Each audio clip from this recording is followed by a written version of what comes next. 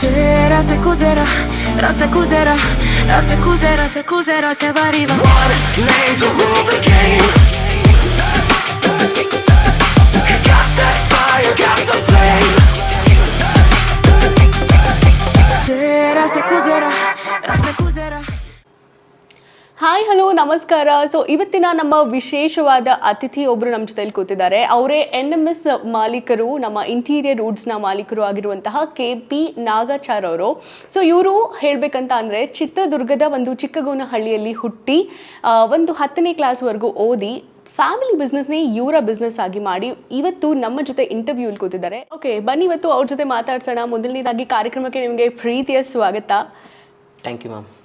Okay, so ಸಾಕಷ್ಟು ಜನರಿಗೆ ಒಂದು ಆಸೆ ಇರುತ್ತೆ, ತುಂಬ ಜನರಿಗೆ ಒಂದು ಕನಸಿರುತ್ತೆ, ಏನಂದರೆ ನಾನು ದೊಡ್ಡವನಾದ್ಮೇಲೆ ಏನೋ ಒಂದು ಅಚೀವ್ ಮಾಡಬೇಕು ಅಂತ. ಸೊ ನಿಮ್ಮ ಒಂದು ರೂಟ್ಸ್ ಬಗ್ಗೆನೇ ಇವತ್ತು ನಾವು ಮಾತಾಡೋಣ ಅಂತ ಹೇಳ್ಬೋದು. ಸೊ ಎಲ್ಲಿಂದ ಬಂತು ನಿಮಗೆ ಈ ಥರ ಒಂದು ಥಾಟ್? ಆ್ಯಕ್ಚುಲಿ ಥಾಟ್ ಹೆಂಗೆ ಬಂತು ಅಂದರೆ, ನಾನು 10th ಓದ್ತಾ ಇದ್ದೆ. 10th ನಂಗೆ ಸ್ವಲ್ಪ ಓದೋಕ್ಕೆ ಕಷ್ಟ ಅನಿಸ್ತು. ಹಂಗಾದಾಗ ನಮ್ಮ ದೊಡ್ಡಮ್ಮ ನಮ್ಮ ದೊಡ್ಡಪ್ಪಾಜಿ ಇಲ್ಲಿ ಬೆಂಗಳೂರಿಗೆ ಬನ್ನಿ ಇಂಟೀರಿಯರ್ ವುಡ್ ವರ್ಕ್ ಕೆಲಸ ಕಲ್ಸೋಣ ಅಂತ ಅವ್ರು ಕರ್ಕೊಂಬಂದಿದ್ದು ಬೆಂಗಳೂರಿಗೆ. ಓಕೆ, ಆ ಥರ ಇಂದ ಶುರುವಾಗಿದ್ದ ಜರ್ನಿ. ಅವಾಗ ಬೆಂಗಳೂರಲ್ಲಿ ಬಂದು ಇಂಟೀರಿಯರನ್ನು ಕಲಿತು ನಾನು 4-5 ವರ್ಷ ಕಲ್ತ್ಕೊಂಡೆ. ಓಕೆ, ನಮ್ಮ ಫ್ಯಾಮಿಲಿ ರಿಲೇಷನ್ ಹತ್ರ ತುಂಬ ಕೆಲಸ ಕಲ್ತ್ಕೊಂಡು ನಾವು ಒಂದು ಇಂಟೀರಿಯರ್ ಒಂದು ಕಂಪ್ನಿ ಮಾಡೋಣ ಅಂತ ಇಂಟೀರಿಯರು ಅಂತ ಸ್ಟಾರ್ಟ್ ಮಾಡಿತ್ತು. ಓಕೆ, ಈ ಒಂದು NMS interior wood work so ಯಾವಾಗಿಂದ ಸ್ಟಾರ್ಟ್ ಆಯಿತು, ಯಾವಾಗಿಂದ ಪ್ರಾರಂಭ ಆಯಿತು? ಸೊ ನೀವು ಹೇಳಿದ್ರಿ ನಿಮ್ಮ ಎಲ್ಲ ಸಂಬಂಧಿಕರು ಹೆಲ್ಪ್ ಮಾಡಿದ್ರು ಅಂತ. ಸೊ ಯಾವಾಗಿಂದ ನೀವು ಈ ಒಂದು ಸ್ಪೆಷಲ್ ಆಗಿ ಸ್ಟಾರ್ಟ್ ಮಾಡಿದ್ರಿ ಹೇಳಬೇಕು? 2019 ಮ್ಯಾಮ್. ಓಕೆ, ಆ ಟೈಮಲ್ಲಿ ಕೋವಿಡ್ ಟೈಮಲ್ಲಿ ಇತ್ತು, ಇಂಟೀರಿಯರ್ ಶುರು ಮಾಡಿದ್ವಿ ನಾವು. ಓಕೆ, ಅದು ತುಂಬ ಚೆನ್ನಾಗಿ ದೇವ್ರ ದಯೆಯಿಂದ ಬರ್ತಾ ಇದೆ. ಹಾಂ. ಸೊ ಯಾರೆಲ್ಲ ಒಂದು ಸಾಥ್ ಕೊಟ್ಟರು ನಿಮಗೆ ಆ ಥರ ಒಂದು ಸಂದರ್ಭದಲ್ಲಿ? ಮ್ಯಾಮ್, ನಮ್ಮ ಅಜ್ಜಿ, ಆಮೇಲೆ ನಮ್ಮ ಅಪ್ಪಾಜಿ, ನಮ್ಮಮ್ಮ, ಆಮೇಲೆ ನಮ್ಮ ದೊಡ್ಡಪ್ಪ, ನಮ್ಮ ಮಾಮ, ನಮ್ಮ ತುಂಬ ರಿಲೇಷನ್ ಎಲ್ಲರೂ ತುಂಬ ಸಪೋರ್ಟ್ ಮಾಡಿದ್ರು ಮ್ಯಾಮ್ ಆ ಟೈಮಲ್ಲಿ. ಆಮೇಲೆ ನೆಕ್ಸ್ಟಾಗಿ ನಮ್ಮ ಶಶಿ ಅಣ್ಣ ಅಂತ ಒಬ್ರು ಇದ್ದಾರೆ, ಕ್ಲೋಸ್ ಫ್ರೆಂಡ್. ಅವರು ನಾನು ತುಂಬ ಹೆಲ್ಪ್ ಮಾಡಿ ಬ್ಯಾಂಕ್ ಬೋನಲ್ಲಿ ನಿಂತ್ಕೊಂಡ್ರು ಮ್ಯಾಮ್. ಬ್ಯಾಕ್ ಬೋನ್ ಆಗಿ ಅವ್ರು ನಿಂತ್ಕೊಟ್ರು ಅಂತ ಹೇಳ್ತೀರಾ? ಓಕೆ, ಸೊ ನಿಮಗೆ ಸ್ಪೆಷಲ್ ಆಗಿ ಇದೇ ಒಂದು ರೂಟ್ನೇ ಹೋಗಬೇಕು, ಈ ಥರ ಒಂದು ಇಂಟೀರಿಯರ್ನೇ ಕೈ ಹಿಡಿಬೇಕು ಅಂತ ಹೇಗೆ ಅನಿಸ್ತು ಮ್ಯಾಮ್? ಆ್ಯಕ್ಚುಲಿ ಈಗ ನಮ್ಮದು ಒಂದು ಕೆಲಸ, ಮನೆ ಕೆಲಸ ಮಾಡಿದ್ರೆ ಶಾಶ್ವತವಾಗಿ ಅಂತ ಉಳಿಯುವಂಥದ್ದು. ಅಂದರೆ ನಮ್ದು ಈ ಕೆಲಸ ಮಾಡ್ತಾ ಇದ್ದೀವಿ ಅಂದರೆ ಫುಲ್ ಇಂಟೀರಿಯರ್ ನಮ್ಮನ್ನೆಲ್ಲರೂ ನೋಡೋ ಅಂಥದ್ದು, ಯಾರು ಮಾಡಿದ್ದು ಅನ್ನೋ ಥರ ಲೈಫ್ ಲಾಂಗ್ ಇರೋವಂಥದ್ದು ಒಂದು ಸರ್ವಿಸ್ ಆಗುತ್ತೆ ಅನ್ನೋ ಒಂದು ಉದ್ದೇಶಕ್ಕೋಸ್ಕರ ಇದು ಇಂಟೀರಿಯರ್ ಫೀಲ್ಡ್ಗೆ ಬಂದಿದೆ. Okay, that's amazing. ಯಾಕಂದರೆ ಇವಾಗಿರೋ ಜನ್ರೇಷನ್ ಪ್ರಕಾರ ಸೊ ಮನೆ ಅಂದ ತಕ್ಷಣ ಫಸ್ಟ್ ಬರೋದೇ ಇಂಟೀರಿಯರ್ಗೆ ಯಾರನ್ನ ಕರೆಸ್ತಿದ್ದೀರಾ, ಹೇಗೆ ಮಾಡಿಸ್ತಿದ್ದೀರಾ, ಅದೊಂದು ಥಾಟ್ ಬಂದೇ ಬರುತ್ತೆ. ಸೊ ಆ ಒಂದು ಇಂಟೀರಿಯರ್ ಸ್ಟಾರ್ಟ್ ಮಾಡಿದಾಗ ಇನಿಷಿಯಲ್ ಡೇಸ್ ನಿಮ್ಗೆ ಯಾವ ಥರ ಇತ್ತು? ಅಂದರೆ ಯಾವ ಥರ ಈಗ ಯಾವುದೇ ಒಂದು ಬಿಸ್ನೆಸ್ಗೆ ಕೈ ಹಾಕಬೇಕಾದ್ರೆ ಈಗ ಲಾಸ್ ಆಗಿರ್ಬೋದು, ಪ್ರಾಫಿಟ್ ಆಗಿರ್ಬೋದು, ನಾವು ಎಲ್ಲದ್ರ ಬಗ್ಗೆ ಯೋಚನೆ ಮಾಡಿ ಕೈ ಹಾಕಿರ್ತೀವಿ. ಆ ಥರ ಇನಿಷಿಯಲ್ ಡೇಸ್ನ ಟೈಮ್ ಹೇಗಿತ್ತು ನಿಮಗೆ? ಒನ್ ಟೈಮ್ ಇಲ್ಲಿಂದ ಒಂದು 500 ಕಿಲೋಮೀಟರ್ ದೂರ ಒಂದು ಇಂಟೀರಿಯರ್ ವರ್ಕ್ ಬಂದಿತ್ತು. ಆ ಟೈಮಲ್ಲಿ ವರ್ಕರ್ಸ್ ಇಲ್ಲ, ಎಲ್ಲರೂ ಮಿಸ್ಟೇಕ್ ಆಗಿಬಿಟ್ಟಿತ್ತು. ಆ ಟೈಮಲ್ಲಿ ತುಂಬ ಕಷ್ಟ ಬಿದ್ದು ಈ ಕೆಲಸನೇ ಬೇಡ ಅನ್ನೋ ಥರ ಬಂದುಬಿಟ್ಟಿದ್ದೆ ನಾನು. ಓಕೆ, ಆಮೇಲೆ ನೆಕ್ಸ್ಟ್ ಅದೊಂದು ಟೈಮ್ ಅಂತೇಳಿ ನೆಕ್ಸ್ಟ್ ಅದೇ ನಮ್ಮದು ಖುಷ್ ಆಯಿತು. ಅವಾಗಿಂದ ಮತ್ತೆ ನಾನು ತಿರುಗಿ ನೋಡಲಿಲ್ಲ ಇಂಟೀರಿಯರ್ ಕಡೆ. ನೆಕ್ಸ್ಟ್ ಲೆವೆಲಿಗೆ ಇಂಟೀರಿಯರ್ ಬರ್ತಾ ಇದೆ. ಓಕೆ, ಸೊ ಇದುವರೆಗೂ ನೀವು ಸುಮಾರು ಎಷ್ಟು ಮನೆಗಳಿಗೆ ಒಂದು ಇಂಟೀರಿಯರ್ ವರ್ಕ್ಸ್ನ ಮಾಡಿಕೊಟ್ಟಿದ್ದೀರಿ? ಮ್ಯಾಮ್, ಒಂದು 80+. 80+ is not at all a small number ಅಂತ ಹೇಳ್ಬೋದು. ಯಾಕಂತಂದರೆ ಇವಾಗ almost in span of 10 years ಅಂತ ಹೇಳ್ಬೋದಲ್ವಾ?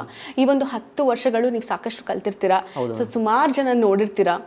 ಹಾಂ, ಸೊ ಇನ್ನು ಫ್ಯೂಚರಲ್ಲಿ ಇನ್ನು ಏನೇನು ಮಾಡಬೇಕು ಅನ್ನೋದು ನಿಮ್ಮ ಒಂದು ಆಸೆ ಇದೆ? ಮ್ಯಾಮ್, ನಮ್ಮದು ಇಂಟೀರಿಯರ್ನ ದೊಡ್ಡದಾಗಿ ಇನ್ನು ಇದರೆಲ್ಲ ಅಚೀವ್ ಮಾಡಬೇಕಂತ ಭಾಳ ಇನ್ನೂ ಇದೆ. ಆ ಥರ ಎಲ್ಲ ಯೋಚನೆ ಮಾಡ್ತಾ ಇದ್ದೀವಿ ma'am. Okay, NMS interior wood works ಏನಿದೆ, ನೀವು 2019 ಪ್ರಾರಂಭ ಮಾಡಿದ್ರಿ ಅಲ್ವಾ? ಸೊ ಅದಾದಮೇಲೆ ಎಷ್ಟು ಬ್ರಾಂಚ್ ಓಪನ್ ಮಾಡಬೇಕು ಅನ್ನೋ ಇದರಲ್ಲಿದ್ರಿ, ಥಾಟಲ್ಲಿದ್ರಿ? ಇದುವರೆಗೂ ಎಷ್ಟು ಬ್ರಾಂಚ್ ಓಪನ್ ಆಗಿದೆ?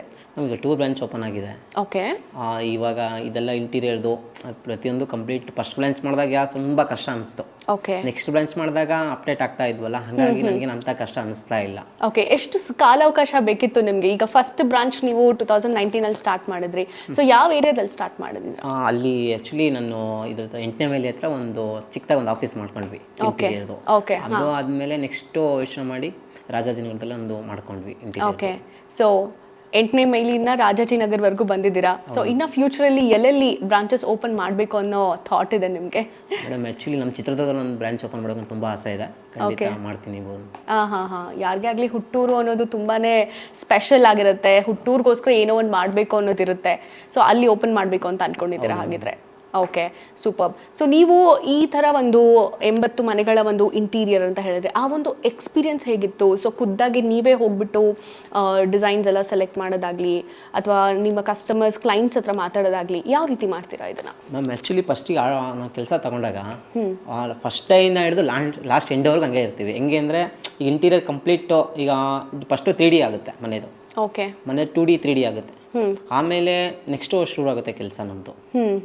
ಆಮೇಲೆ ಲಾಮೇಟ್ ಸೆಲೆಕ್ಷನ್ ಆಗಿರ್ಬೋದು, ವುಡ್ಡಲ್ಲಿ ಯಾವ್ದು ಬರುತ್ತೆ ಏನು ಬಿಡುತ್ತೆ ಅಂತ ಫಸ್ಟಿಗೆ ಎಕ್ಸ್ಪ್ಲೇನ್ ಆಗುತ್ತೆ. ಈ ಟ್ಯಾಂಡಮ್ ಬಾಕ್ಸ್ ಆಗಿರ್ಬೋದು, ಕಿಚನಲ್ಲಿ ಏನೇನು ಬರುತ್ತೆ ಅಂತ ಈಗ ಹೆಣ್ಮಕ್ಳಿಗೆಲ್ಲ ತುಂಬ ಈಗ ರೀಲ್ಸ್ ಎಲ್ಲ ನೋಡ್ತಾ ಇರ್ತಾರೆ, ಅವರಿಗೆ ಟಕ್ ಅಂತ ಅವ್ರಿಗೆ ಬಂದಿರುತ್ತೆ ಮ್ಯಾಮ್. ಆ ಥರನೇ ನಾವು ಮಾಡ್ತೇವೆ. ಓಕೆ. ಈಗ ಸ್ಪೆಷಲಿ ಹೇಳಬೇಕು ಅಂತ ಹೇಳಿದ್ರೆ ಇವಾಗ ಎಲ್ಲೇ ಹೋದರೂ ಒಂದು ಗೂಗಲ್ ರಿವ್ಯೂ ಅನ್ನೋದು ಚೆಕ್ ಮಾಡೋದು ತುಂಬಾ ನೆಸೆಸರಿ ಆಗಿಬಿಟ್ಟಿದೆ. ಸೊ ಆ ಒಂದು ಗೂಗಲ್ ರೇಟಿಂಗ್ಸ್ನ ನೋಡ್ತಾರೆ ಪ್ರತಿಯೊಬ್ಬರು ಸಹ ಅಲ್ವಾ? ಸೊ ಈಗ ನೋಡೋಕೆ ಹೋದರೆ ನಿಮ್ಮದು 4 ಸ್ಟಾರ್ಗಿಂತ ಜಾಸ್ತಿನೇ ಇದೆ ಅಂತ ಹೇಳ್ಬೋದು. ಒಳ್ಳೊಳ್ಳೆ ರಿವ್ಯೂಸ್ ಇದೆ. ಸೊ ಆ ಥರ ಒಂದು ರಿವ್ಯೂಸ್ ಪಡ್ಕೋಬೇಕು ಅಂದರೆ it's not at all small thing ಅಂತ ಹೇಳ್ಬೋದು. ಯಾವ ಥರ ಒಂದು ಮೆಟೀರಿಯಲ್ಸ್ನೆಲ್ಲ ಯೂಸ್ ಮಾಡಿ ನೀವು ಇಂಟೀರಿಯರ್ನ ಬಿಲ್ಡ್ ಮಾಡ್ತೀರಾ ಆ್ಯಕ್ಚುಲಿ? ಮ್ಯಾಮ್ ಆ್ಯಕ್ಚುಲಿ ನಾವು ತಿಳ್ಕೊಂಡಾಗ ನೀಮುಡ್ಡು ಗರ್ಜನಲ್ಲಿ ತುಂಬ ಚೆನ್ನಾಗಿ ಬರುತ್ತೆ ಅಂತ ಹೇಳಿದರು. ರಾಯಲ್ ಪೇ, ಆಮೇಲೆ ಕಾರ್ಬೇಲಿ, ವೀರ್ಗೋ, ಲ್ಯಾಮಿಟ್ಸ್ ತುಂಬ ಸೆಲೆಕ್ಷನ್ ಇದೆ ನಮ್ಮದ್ರಲ್ಲಿ. ಒಂದೇ ಥರ ಬ್ರ್ಯಾಂಡ್ ಅಂತ ಏನಿಲ್ಲ, ದಿವಸ ಅಪ್ಡೇಟ್ ಆಗ್ತಾ ಇರುತ್ತೆ. ಓಕೆ. ಇವತ್ತು ಇದಕ್ಕಿಂತ ಶೀಟ್ ಚೆನ್ನಾಗಿದೆ, ನೆಕ್ಸ್ಟ್ ಅದಕ್ಕಿಂತ ಐ ಬಂದಿರುತ್ತೆ. ಓಕೆ. ಆ ಥರ ಎಲ್ಲ ಅದು ಯೂಸ್ ಮಾಡೋಕೆ ನಾನು ಶುರು ಮಾಡಿದೆ. ಆಮೇಲೆ ಈ ಹಾರ್ಡ್ವೇರ್ಸಲ್ಲಿ ಅಷ್ಟೇ, ಇವಾಗ ಪ್ರತಿದಿನನೂ ರೀಲ್ಸಲ್ಲೆಲ್ಲ ಅಪ್ಡೇಟ್ ಆಗ್ತಾ ಇರ್ತಾರೆ, ನೋಡ್ತಾ ಇರ್ತಾರೆ ನೀವು. ಇವತ್ತು ವಿಡಿಯೋ ಹಾಕಿ ನೆಕ್ಸ್ಟ್ ಇನ್ನೊಂದು ವಿಡಿಯೋ ಬಂದಿರುತ್ತೆ. ಓಕೆ. ಆ ಥರ ಎಲ್ಲ ನಾವು ಅಪ್ಡೇಟ್ ಆಗ್ತಾ ಇದ್ದೆ ಮೇಡಮ್. ಅದಕ್ಕೆ ದ್ಯಾಟ್ಸ್ ರಿಯಲಿ ಅಮೇಝಿಂಗ್. ಆ್ಯಂಡ್ ಇನ್ನೊಂದು ವಿಷಯ ಹೇಳಬೇಕು ಏನಪ್ಪ ಅಂತ ಹೇಳಿದ್ರೆ, ಸೊ ಇವರು ತುಂಬಾ ಚಿಕ್ಕ ವಯಸ್ಸಲ್ಲಿ ಇವರು ಈ ಒಂದು ಕೆರಿಯರ್ನ ಸ್ಟಾರ್ಟ್ ಮಾಡಿದ್ರು. ಏನಂದರೆ ಒಂದು ಫ್ಯಾಮಿಲಿ ಬಿಸ್ನೆಸ್ನ ಹಾಗೆ ರನ್ ಮಾಡಬೇಕು ಅನ್ನೋ ಒಂದು ಥಾಟ್ ಇದೆಯಲ್ಲ, ಅದು ನಿಜವಾಗ್ಲೂ ತುಂಬ ಜನಕ್ಕೆ ಬಂದ್ರೂ ಅದು ವರ್ಕ್ ಆಗೋದು ತುಂಬಾ ಕಮ್ಮಿ ಅಂತ ಹೇಳ್ಬೋದು. ಅದರಿಂದ ನಾವು ಇವತ್ತು ಇವ್ರನ್ನ ಇಲ್ಲಿ ಕೂಡಿಸಿದ್ದೀವಿ ಅಂತ ಹೇಳ್ಬೋದು. ಸೊ ಆ ಒಂದು ಥಾಟ್ ನಿಮಗೆ ಬಂತು ಅಂತ ಹೇಳಿದ್ರಿ ಅಲ್ವಾ? ಆ ಒಂದು ಟೈಮಲ್ಲಿ ನಿಮಗೆ ಫಸ್ಟ್ ಆಫ್ ಆಲ್ ಎಷ್ಟೋ ಥರದ ಆಪ್ಷನ್ಸ್ ಇರುತ್ತೆ, ಕರೆಕ್ಟಾ?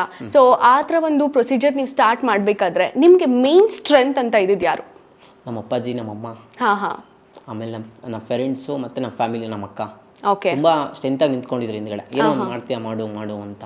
ಆಮೇಲೆ ನಾನು ಸ್ಟಾರ್ಟ್ ಮಾಡಿದಾಗ ನಾನು 7ನೇ ಕ್ಲಾಸ್ ಓದ್ತಾ ಇದ್ದೆ. ನ್ಯೂಸ್ ಪೇಪರ್ ಹಾಕ್ತಾ ಇದ್ದೆ ನಾನು ಅವಾಗಲೇ. ಮಾರ್ನಿಂಗು ನ್ಯೂಸ್ ಪೇಪರ್ ಹಾಕ್ಬಿಟ್ಟು ಮತ್ತೆ ಸ್ಕೂಲ್ಗೆ ಹೋಗ್ತಾ ಇದ್ದೆ. ನಮ್ಮ ಸ್ಕೂಲಲ್ಲೆಲ್ಲ ನಮ್ಮ ಸರ್ ಹೇಳ್ತಾ ಇದ್ರು, ಇಲ್ಲ ನೀನು ಮುಂದೆ ಏನೋ ಒಂದು ಆಗ್ತೀಯಾ, ಬಿಸ್ನೆಸ್ ಮ್ಯಾನ್ ಆಗ್ತೀಯಾ, ಒಟ್ಟು ಓದೋದು ಇಂಟ್ರೆಸ್ಟ್ ಇಲ್ಲ ನಿನಗೆ ಅಂತ ಹೇಳ್ತಾ ಇದ್ರು. ಓಕೆ. ಆ್ಯಕ್ಚುಲಿ ಇನ್ನೊಂದು ವಿಷಯ ಏನಪ್ಪ ಅಂತ ಹೇಳಿದ್ರೆ, ಇವರು ತುಂಬ ಕಮ್ಮಿ ವಯಸ್ಸಲ್ಲೇ, ತುಂಬ ಚಿಕ್ಕ ವಯಸ್ಸಲ್ಲಿ ಇವರು ಈ ಥರ ಒಂದು ಬಿಸ್ನೆಸ್ಗೆ ಕೈ ಹಾಕಿದ್ರು. ನೀವು ಯಾವ ಟೈಮಲ್ಲಿ ಪ್ರಾಪರಾಗಿ ಎಷ್ಟನೇ ವಯಸ್ಸಿರುವಾಗ ನೀವು ಈ ಒಂದು ಬಿಸ್ನೆಸ್ನ ಸ್ಟಾರ್ಟ್ ಮಾಡಿದ್ದು ಆ್ಯಕ್ಚುಲಿ? 14-15 ಅಷ್ಟೇ. ಅಂದರೆ ನಿಮಗೆ 14-15 ವರ್ಷ ಇರುವಾಗ ಬಂದಿದೆ ಫೀಲ್ಡ್ಗೆ. ಓಕೆ. ಸೊ ಆವಾಗ ಧೈರ್ಯ ಮಾಡೋದು, ಬಿಸಿ ರಕ್ತ ಏನು ಬೇಕಾದ್ರೂ ಮಾಡಿಸ್ಬೋದು. ಬಟ್ ನೀವು ಒಳ್ಳೆ ಹಾದಿಲೇ ನಡೆದಿದ್ದೀರಾ. ಇವಾಗಿರೋ ಯೂತ್ಸ್ಗೆ ಏನು ಹೇಳೋದಕ್ಕೆ ಇಷ್ಟಪಡ್ತೀರಾ? ಮ್ಯಾಮ್ ಇವಾಗ ಇಂಟೀರಿಯರ್ ಕೆಲಸ ಕಲಿಯೋದೇ ಕಮ್ಮಿ ಆಗ್ಬಿಟ್ಟಿದ್ದಾರೆ.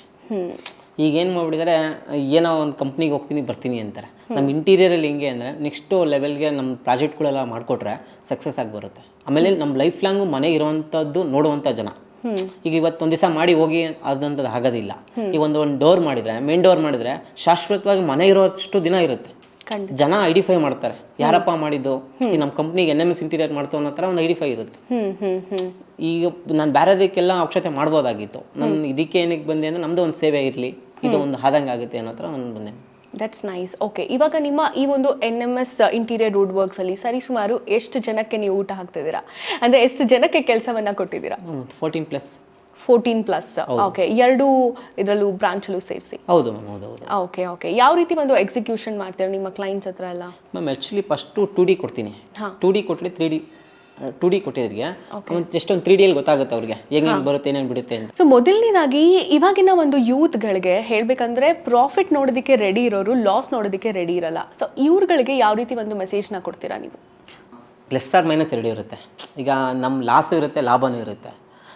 ಹಂಗಂತ ಹೇಳ್ಬಿಟ್ಟು ಲಾಸ್ ಆಯ್ತು ಅಂತ ಹೇಳ್ಬಿಟ್ಟು ಕೆಲವೊಬ್ರು ಕುಗ್ಗೋಗ್ಬಿಡ್ತಾರೆ. ಒಂದೇ ಮೈಂಡ್ ಸೆಟ್ಟಲ್ಲಿ ದೇವ್ರು ಏನೋ ಒಂದು ಮಾಡೇ ಮಾಡುತ್ತೆ. ಈಗ ಹುಡ್ಸಿದ ದೇವರು ಹುಲ್ ಮೇಯ್ಸಲ್ಲ. ಖಂಡಿತ. ಅದು ಆ ಥರನೇ